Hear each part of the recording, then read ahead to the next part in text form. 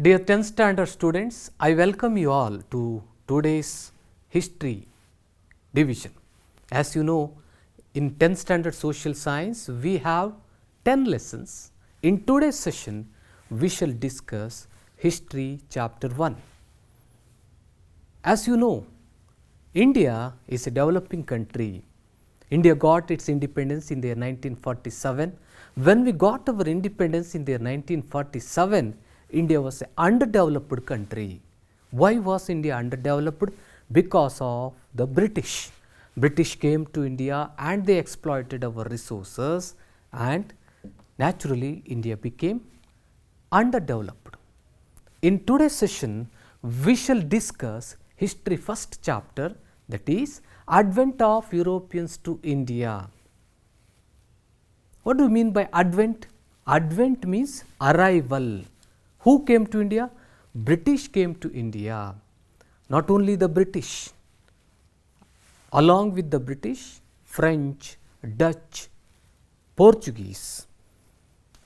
The Europeans who came to India, after the arrival of the Europeans, many incidents took place in India. Those points will be discussed in this session. Let us see what are the important points which you are going to discuss in this lesson. First one, the trade relationship between India and Europe.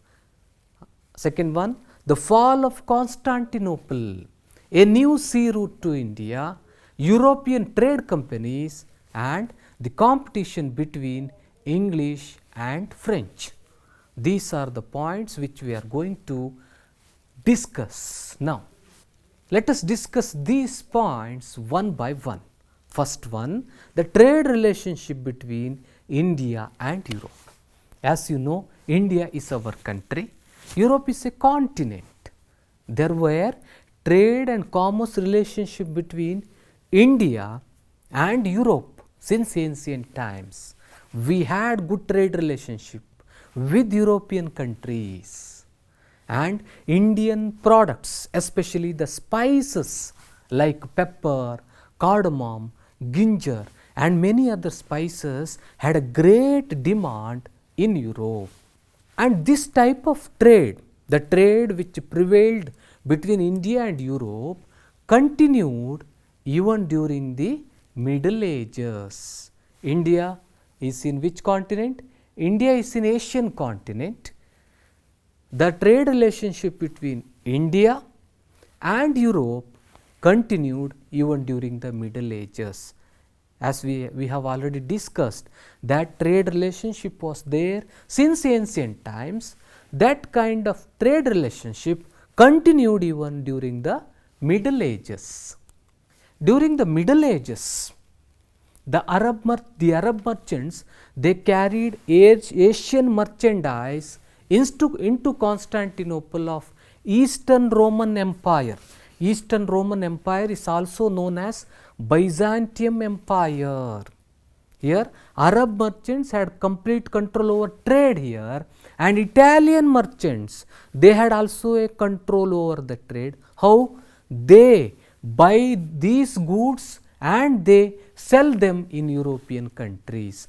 During the Middle Ages, Arab merchants and the Italian merchants played very important role. Constantinople was the main center of trade here. We have to remember the importance of Constantinople. What was the importance of Constantinople? Constantinople was considered as the gateway of European trade, because all the trades were carried through this Constantinople. In this way, Constantinople became the center of international trade. Here, in the beginning itself, I have told you that the Italian merchants and the Arab merchants, they had complete control over trade in Europe. Arab merchants had gained monopoly over trade in Asian countries. They had complete control over trade in Asian countries, and Italian traders, they had complete control over trade in Europe. In this way, Arab merchants and European merchants played a vital role here. In the year 1453, one of the important incident took place in the history of the world. That incident was called the fall of Constantinople. We have already discussed that Constantinople was the main center of international trade. This Constantinople was captured by the Ottoman Turks in the year 1453. The trade and commerce between Asia and Europe was taking place through the city of Constantinople. In this way, Constantinople became the main center of trade. But in the year 1453, Constantinople was captured by the Ottoman Turks. When they captured Constantinople, all the trade routes connecting the city of Constantinople came under the control of Turks. When it came under the control of Turks, they levied heavy taxes on the goods passing through these routes. Passing through these routes means passing through Constantinople. Now they have control. That's why they imposed heavy taxes. In this way, trade became unprofitable for other traders, for other merchants like Europeans, Italians, Spain, Portugal. That's why Spain and Portugal, they were attempting to break the monopoly of Italian traders. Why did they attempt to break the monopoly of Italian traders? Because trade became unprofitable for them. Why trade became unprofitable? Because the Turks started levying too many taxes on the goods passing through these routes. Spain and Portugal, they started encouraging brave sailors to find a new sea route to India. They started encouraging sailors to find a new sea route to India. At the same time, the invention of compass, astrolabes and gunpowder helped in this adventure. So, another important reason to discover new sea route to India was the invention of compass, astrolabes and gunpowder. And finally, it was Vasco da Gama. Who was Vasco da Gama? Vasco da Gama, a Portuguese sailor. He left Lisbon, finally reached Kapadu near Calicut on the west coast of India in the year 1498. In this way, Vasco da Gama discovered new sea route to India in the year 1498, and he was the first person and he was successful in discovering a new sea route to India. He belonged to Portuguese. He was a Portuguese sailor. He started his journey from Lisbon and finally reached Kapadu near Calicut. When Vasco da Gama discovered new sea route to India, this route continued to be the route of trade between India and Europe for many years. That means other Europeans, they came to India through these routes. That's why these routes continued to be the route of trade for several years, and the Portuguese were the first to re-establish trade between India and Europe. Why Portuguese? Because of Vasco da Gama. Vasco da Gama was a Portuguese sailor. Due to Vasco da Gama, Portuguese were the first to re-establish trade between India and Europe. Here, after Portuguese, we can see many other European trade companies. They started arriving in India. First Portuguese, after that Dutch, French and English arrived in India for trade. Their main intention was trade, because trade was profitable. For them, trade was profitable. That's why they came to India. They arrived in India for trade, and when they came to India, this development not only changed the history of India but also changed the history of European countries. Here you can see first Portuguese came to India, it was Vasco da Gama. After Portuguese, Dutch, after that English, and at the end French came to India. These were the 4 European trade companies who came to India for trade. With the arrival of these trade companies, the history of India and the history of Europe completely changed. Now we shall discuss these European countries, these trade companies one by one. First one, the Portuguese. Portuguese were the first to arrive in India for trade, and also they were the last to leave India by the sea route, because they came to India in the year 1498, they left India in the year 1961. In this way, they were the first to arrive India and also they were the last to leave India. Vasco da Gama came to India in the year 1498. Vasco da Gama was the first person to discover new sea route to India. After Vasco da Gama, it was Francisco de Almeida. He came to India as a viceroy. Francisco de Almeida was the first Portuguese viceroy in India, and he implemented, Francisco de Almeida implemented blue water policy. What do you mean by blue water policy? Blue water policy is a policy which was introduced in order to establish the supremacy over the sea instead of supremacy over land. The main intention of Francisco de Almeida was to establish supremacy over the sea. He did not want to establish any supremacy over land. It shows that he gave more importance to trade. He gave more importance to profit. After Francisco de Almeida, it was Alfonso de Albuquerque. Okay, you can see here, Alfonso de Albuquerque, he came as the second viceroy.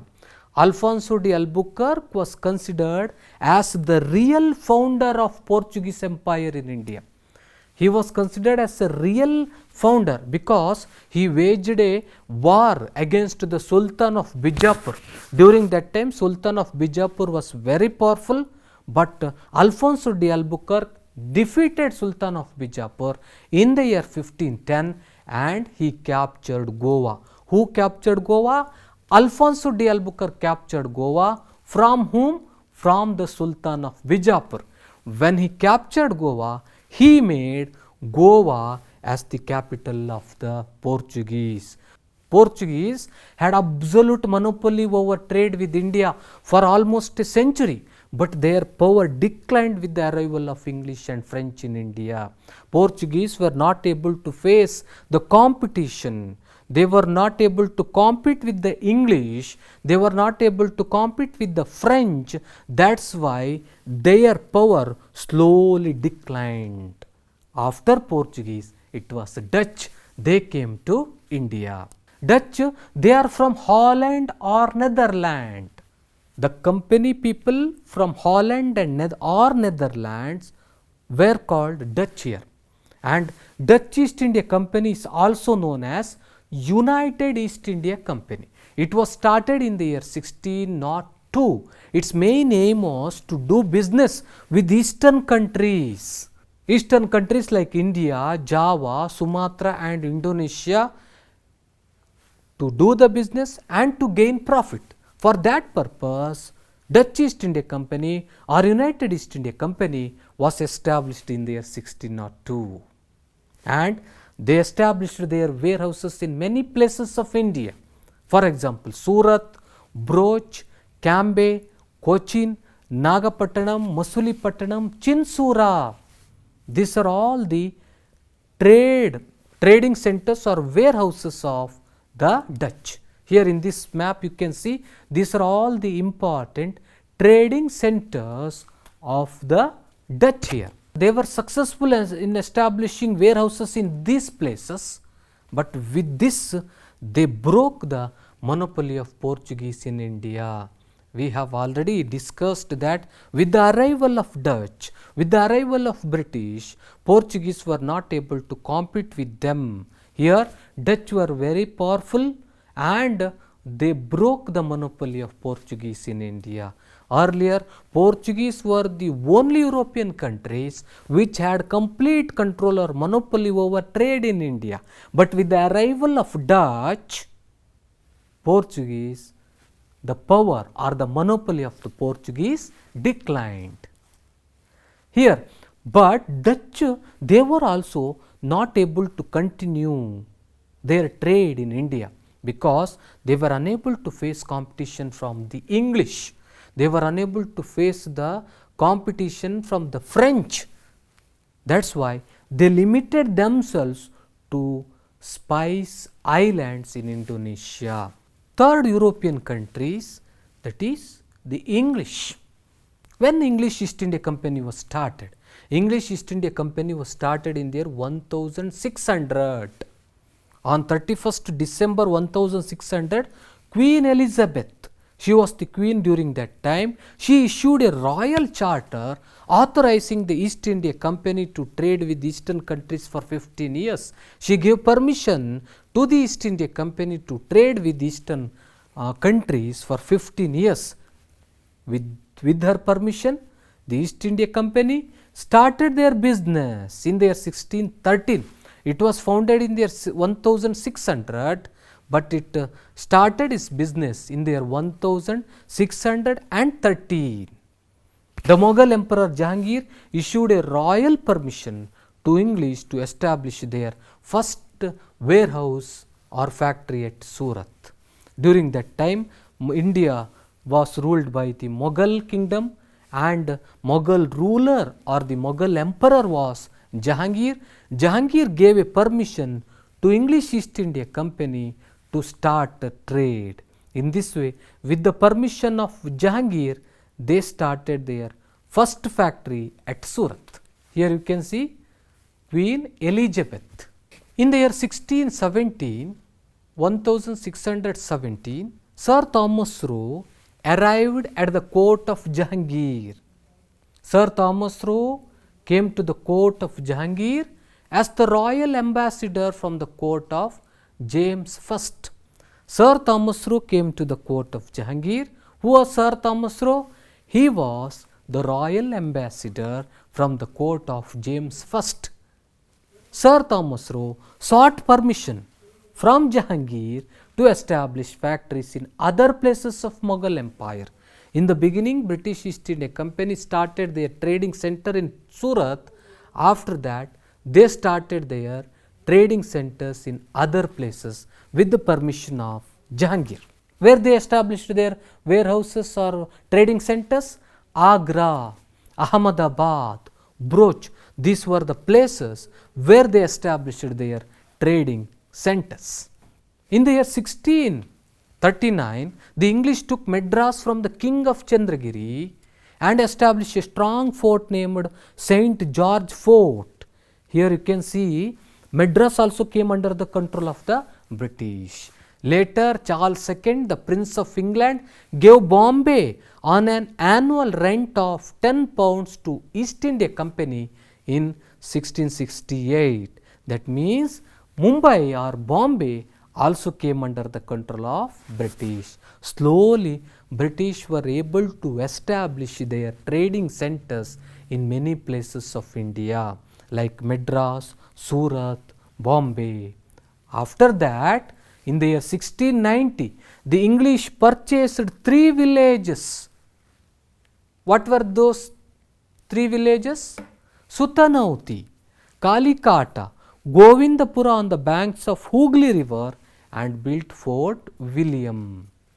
That means with the help of these 3 villages, they built Fort William, and the city of Calcutta grew around this fort. In this way, Calcutta became an important centers of trade of the British here. By the 17th century, the English had established Bombay, Madras and Calcutta as the center of their presidencies. Slowly, Britishers were able to establish their control, and they were able to make their presidencies as Bombay, Madras and Calcutta were made as their presidencies. By the later part of 18th century, the English made Calcutta as their capital city. Capital city of the Portuguese was Goa, and the capital city of the English was Calcutta here, and they implemented their own civil and criminal procedure codes in the areas that were under their control. After English, it was the French they came to India.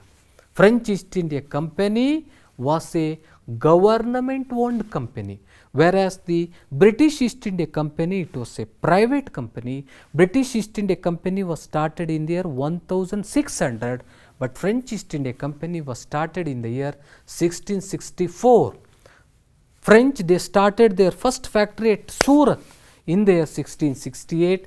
After that, they established their factories in Machilipatnam, Chandranagore, Mahe, Karaikal, Kasim Bazar, Balasore. These were all the factories of the French here. In the year 1674, the French took Valikondapuram from a local Muslim official and developed it as a major trade center.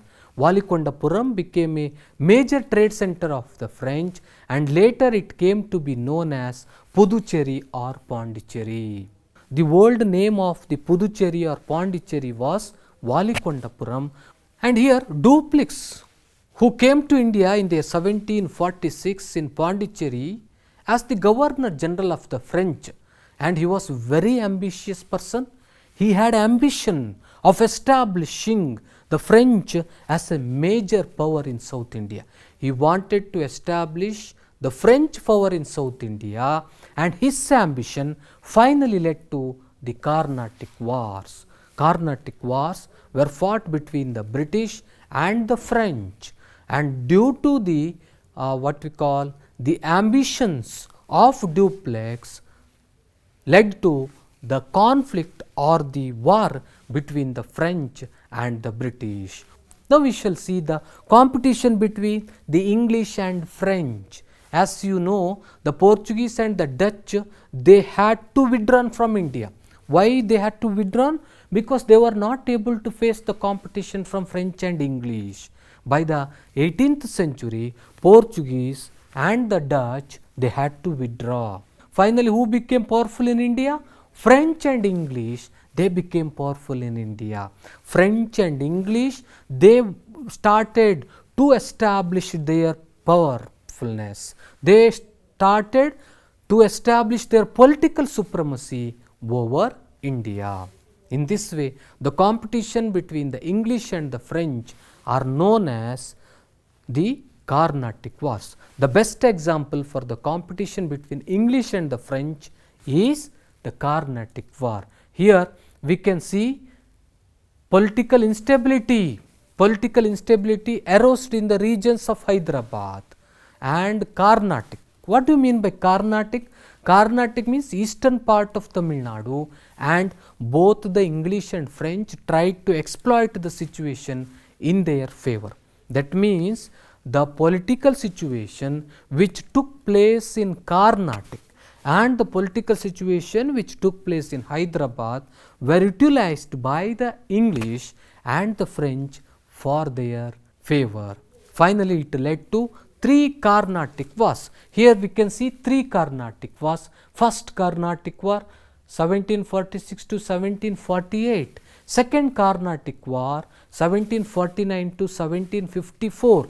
Third Carnatic War 1756 to 1763. Now let us discuss first Carnatic War. Okay. First Carnatic War, which was fought in the year 1746 to 1748. It was fought between 1746 to 1748. What were the reasons? On the request of Dupleix, Labourdonnais, who was Labourdonnais? He was a French military leader from Mauritius, attacked Madras and captured it. Who captured Madras? Labourdonnais captured Madras. Why did he capture? Because Dupleix requested him. When Labourdonnais captured Madras, this made the British helpless. That's why British, they took the help of Anwaruddin. Who was Anwaruddin? Anwaruddin was the Nawab of Carnatic here. After that, the army sent by Anwaruddin failed to defeat the French at Madras. At the same time, Labordina took money from the English and returned Madras and went back to Mauritius. When he went back to Mauritius, who got angry? Dupleix got angry now. When Dupleix got angry, he attempted to take Madras. He also failed. Finally, the war, which war? First Carnatic War, came to an end by the Treaty of Aix-la-Chapelle. Second Carnatic War. Actually, what were the reasons for Second Carnatic War? The political situations which prevailed in Hyderabad was the main reason for the war. French made Salabat Jung, another son of Asabza, as the Nizam of Hyderabad. An officer named Bussi was stationed in Hyderabad for his protection by the French. In the Carnatic, Chanda Sahib had become the Nawab with the help of French. Robert Clive of East India Company, he attacked Arcot. Arcot was the capital city of Carnatic, and Robert Clive defeated Chanda Sahib. When Chanda Sahib was defeated, he was imprisoned, he was killed in the war. In the place of Chanda Sahib, the English named Muhammad Ali, the son of Anwaruddin, as the Nawab of Carnatic. The Second Carnatic War came to an end by the Treaty of Pondicherry. The French recalled Dupleix. This war brought laurels to English while French suffered a political setback. Some sort of prestige to the British, but French suffered a severe political setback after the Second Carnatic War. Now let us move to Third Carnatic War. What were the reasons for Third Carnatic War? Count de Lally of the French attempted to besiege Vandivash in the year 1760. He wanted to capture Vandivash. In this decisive battle, which was fought in 1760, that battle was called the Battle of Vandivash. The Battle of Vandivash was the part of the Third Carnatic War. Sir Eyrecourt of the English army defeated the French and imprisoned Bussy. Count de Lally escaped and hid in Pondicherry. After that, Sir Eyrecourt attacked Pondicherry and Count de Lally had to surrender unconditionally in the year 1761. By the end of Third Carnatic War, the French lost all their bases in India due to the Carnatic Wars. In spite of this, as per the Treaty of Paris, which was signed in the year 1763, Pondicherry was returned to French. But here we have to remember, with these developments, the French lost their importance in India. In this way, the English, by defeating all their rivals, started consolidating their power in southern India. Third Carnatic War led to the end of the French rule or French trade in India. Dear students, in this session, you have learnt the trade relationship between India and Europe, the fall of Constantinople, a new sea route to India, European trade companies, and the competition between English and French. In this lesson, many topics are to be learned. We shall discuss those points in next session. And now I am going to give you some questions relating to these topics. Are you ready to write this? Let's start. First main, complete the following blanks with suitable answers. First one, in 1453, the Ottoman Turks occupied dash. Second one, the sea route between India and Europe was discovered by dash. Third one, the capital of French in India was dash. Let's move to second main. Answer the following questions. How did trade take place between India and Europe during Middle Ages? Discuss the causes that resulted in the discovery of a new sea route to India. List the Europeans who came to India for trade. Dear students, you have to write the answer for all these questions. After writing the answer, you have to show it to your teachers. Dear students, till now we have discussed History Unit 1, Advent of Europeans to India. In next class, we shall discuss the second part of this lesson. Thank you.